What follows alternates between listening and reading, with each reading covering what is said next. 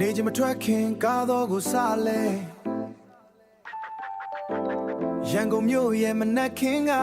စူညံစွာကြိုဆိုစေမျက်လုံးတွေကနင်းနေကြောင်တောင်းတောင်းအိမ်ကလူတွေအတွက်အိတ်ကတ်ထဲငွေဖြည့်ဖို့ပြင်ဆင်ဆောင်အရှိမာကကြောပိတ်ဆိုမှုအရှိမာကရောပိတ်ဆိုမှုမျိုးဟောက်တကောင်လို့ပရိတ်ကိုနင်းလိုက်လီပါကိုနင်းလိုက်ချိန်တွေကနေခွေလို့ဘေးကကားဟွန်တွေကနားထဲမှာစူညံဒီနေရောအုံနာချေးပြပါမလားလို့စိုးရင်စိတ်နဲ့ရုန်းခံ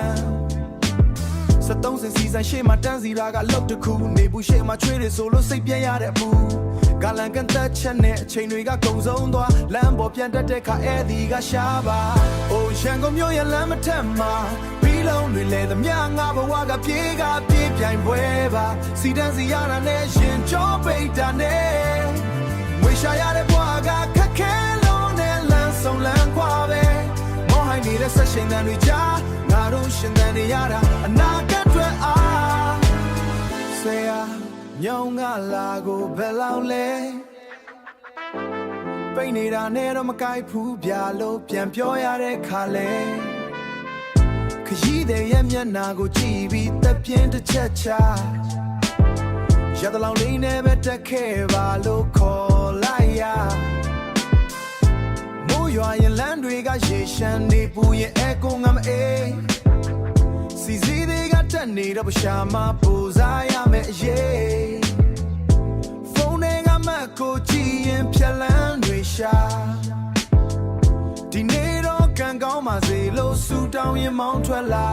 အိုးရန်ကုန်မြို့ရဲ့လမ်းမထက်မှာပြီးလုံးတွေလဲသမျှငါဘဝကပြေးပြိုင်ပွဲပါစီတန်းစီရတာနဲ့ရင်ကြောပိတ်တာနဲ့ဝေရှာရတဲ့ဘဝကခက်ခဲလုံးနဲ့လမ်းဆုံးလမ်းခွာပဲမောဟိုင်းနေတဲ့ဆက်ရှင်တန်တွေကြားငါတို့ရှင်တန်နေရတာအနာဂတ်တွေအားရန်ကုန်ရဲ့ညာနေခင်မိပွင့်တွေကနီးမြဲအိမ်ပြန်ချိန်တွေနောက်ကျလဲစိတ်မလျှော်ဘူးအမြဲတစ်ထောင်နဲ့တစ်သောင်းနဲ့လေးတွေစူဆောင်းဒီညတော့ကလေးတွေတွေ့မုံဝဲသွားနိုင်ဖို့ရည်မှန်းရင်မ